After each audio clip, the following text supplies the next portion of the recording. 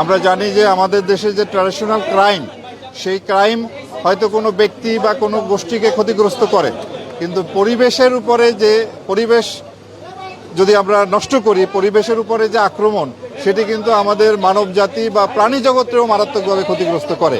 সুতরাং আমরা যাতে পরিবেশ নষ্ট না করি, আমাদের পরিবেশ যাতে ঠিক থাকে, আমরা যাতে আমাদের পৃথিবীকে একটা পরিবেশ ভালো একটা পরিবেশে রাখতে পারি, সেই জন্যই পরিবেশ মন্ত্রণালয়ের যে পলিথিন বিরোধী যে অভিযান, সেই অভিযানে আমরাও সক্রিয়ভাবে অংশগ্রহণ করতেছি এবং এই নিষিদ্ধ পলিথিন যাতে ব্যবহার না হয়, এটা যাতে বন্ধ করা যায়, সেই জন্য আমরা একযোগে কাজ করব।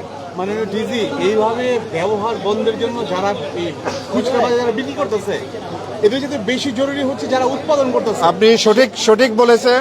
আমরা আপনার এর যে উৎপত্তি স্থল, যেখানে এটা তৈরি হয়, সেই ফ্যাক্টরিগুলো আমরা খুঁজে বের করে সেগুলোকে বন্ধ করব।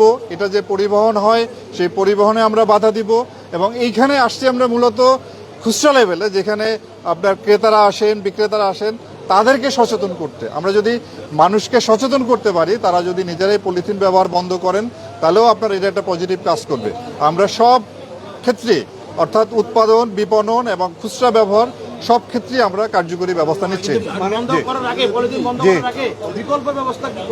এটা বলেন, পরিবেশ মন্ত্রণালয়ের ডাইরেক্টর আছেন, উনি জবাব বলবেন, এই প্রশ্ন উত্তর দিবেন। আমরা ইতিমধ্যে বিকল্প হিসেবে আপনারা জানেন যে পাটের ব্যাগ ব্যবহারের জন্য উদ্বুদ্ধ করছি এবং কাগজের ব্যাগ, যেটা আজকের আমাদের যে এই মোটিভেশনাল প্রোগ্রাম, এই প্রোগ্রামে আপনারা দেখতে পাচ্ছেন আমাদের ডিজি মহোদয় পলিথিনের যে বিকল্প, সেই বিকল্প পাটের ব্যাগ এবং কাগজের ব্যাগ, সেগুলো কিন্তু আমরা ইতিমধ্যে দোকানে দোকানে দিচ্ছি এবং এটা নিয়ে আমরা পত্রিকায় বিজ্ঞপ্তি, আমাদের ফেসবুক পেজে প্রচারণা সহ আমরা সর্বস্তরে এটা প্রচারণার জন্য চেষ্টা করছি এবং সেটার ধারাবাহিকতায় আজকে র্যাব ফোর্সেস আমাদের সাথে সহযোগী হয়ে আমাদের এই কার্যক্রমটাকে এগিয়ে নিয়ে যাওয়ার জন্য চেষ্টা করছি। আপনার পুরো নামটা এবং আমি সৈয়দ ফরহাদ হোসেন, আমি পরিচালক এনফোর্সমেন্ট, আমি পরিবেশ অধিদপ্তর।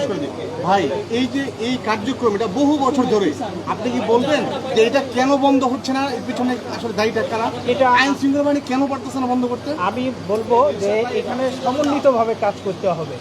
এখানে আজকে আমরা খুচরা বাজারে এসেছি, আপনারা জানেন যে মাননীয় স্বরাষ্ট্র মন্ত্রণালয় এবং পরিবেশ মন্ত্রণালয়ের যৌথ যে মিটিংয়ের পরবর্তী আমরা কিন্তু পুরান ঢাকার ইমামগঞ্জ সহ চকবাজার প্রত্যেকটা জায়গায় যেখানে কারখানার সন্ধান পাচ্ছি সেখানে যাচ্ছি এবং ইতিমধ্যে কিছু আপনারা জানেন যে পলিথিন যে পরিবহনের সময় সেখানে কিছু কারাদণ্ড দেওয়া হয়েছে এবং মালামালগুলো জব্দ করা হয়েছে।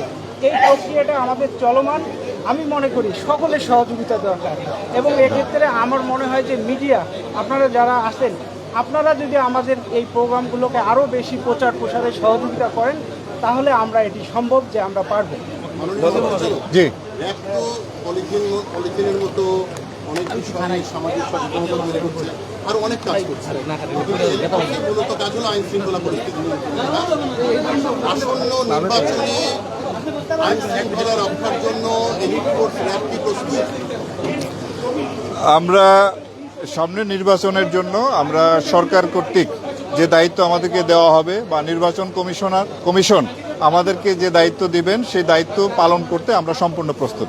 মাননীয় ডিজি, আপনি কি মনে করেন যে র্যাব ঘুরে দাঁড়াতে পেরেছে, র্যাব এখন সেই পর্যায়ে? সেটা মূল্যায়নের দায়িত্ব আপনার এবং দেশবাসীর। আপনারা 5ই আগস্টের পরে এই পর্যন্ত আপনারা দেখছেন যে র্যাব কিভাবে কাজ করতেছে। আমরা দেশে যে কোনো ধরনের বড় ধরনের যে ক্রাইম সংগঠিত হলে তাৎক্ষণিকভাবে আমরা সেখানে যাই এবং কাজ করি। আপনার মিটফোর্ডের যে মার্ডারটা হলো, তার বেশ কয়েকটা আসামি আমরা গ্রেপ্তার করেছি এবং আপনার গাজীপুরে যে সাংবাদিক হত্যার ঘটনাটা ঘটলো, এবং এটা আমরাই প্রথম আসামিটি আমরাই গ্রেপ্তার করি এবং পরবর্তীতে পুলিশ এবং আমরা যৌথভাবে এই পর্যন্ত 8 জন আসামি গ্রেপ্তার করেছি। আপনারা জানেন যে এই যে 8 রাখা হয়েছিল, একেবারে ক্লুলেস একটা মার্ডার, সেটাও খুব স্বল্পতম সময়ের মধ্যে এই ঘটনা আমরা ডিটেক্ট করি এবং তার যে আসামি, 3 জন আসামিকে আমরা গ্রেপ্তার করতে সক্ষম হই। কক্সবাজার এলাকায় মাদক বিরোধী ব্যাপক আমাদের অভিযান চলতেছে এবং বিপুল সংখ্যক আমরা আপনার ইয়াবা উদ্ধার করেছি, অস্ত্র উদ্ধার করেছি। আমরা মনে করি যে দেশের সার্বিক আইন শৃঙ্খলা নিয়ন্ত্রণে রাখার জন্য, ভালো রাখার জন্য এবং অপরাধ দমন করার জন্য আমরা এখন প্রস্তুত এবং এইভাবে কাজ করে যাচ্ছি। ধন্যবাদ। নির্বাচনে সুস্থ পরিবেশ নেই, আপনার মতামত কি? আমি মনে করি যে দিন দিন পরিবেশ ভালো হবে এবং একটি সুষ্ঠু নির্বাচন করার জন্য যে পরিবেশ দরকার, যে পরিস্থিতি দরকার, পরিস্থিতি যতটুকু নিয়ন্ত্রণে রাখা দরকার, আমরা ইনশাআল্লাহ সেটি করতে সক্ষম হব। ধন্যবাদ আপনাদেরকে। অস্ত্র উদ্ধার অভিযান আমাদের চলমান আছে।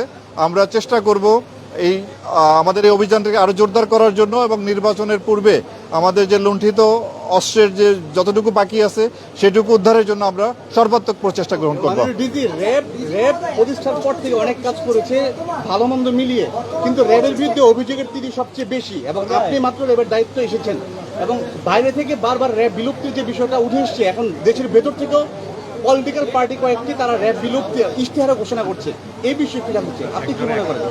আচ্ছা, আমি আপনাদেরকে বলবো যে আমরা আসলে প্রতিনিয়ত প্রতিদিন প্রতিটা ঘন্টায় আমরা এই মুহূর্তে ব্যস্ত আছি কিভাবে আইন শৃঙ্খলা পরিস্থিতি নিয়ন্ত্রণে রাখবো, কিভাবে অপরাধ দমন করব, কিভাবে যারা সাধারণ মানুষ তাদেরকে একটু স্বস্তিতে যারা তারা চলাফেরা করতে পারে, তারা যাতে ছিনতাইকারীর সম্মুখীন না হয়, তারা যেন চাঁদাবাজের সম্মুখীন না হয়, তারা যাতে দস্যুতার সম্মুখীন না হয়, কোনো অপহরণ না ঘটে, এই অপরাধগুলি নিয়ন্ত্রণে আনার জন্য, এই অপরাধীদের গ্রেপ্তার করার জন্যই আমরা সবচেয়ে বেশি এই নিয়ে চিন্তা ভাবনা করি, এই নিয়ে কাজ করি।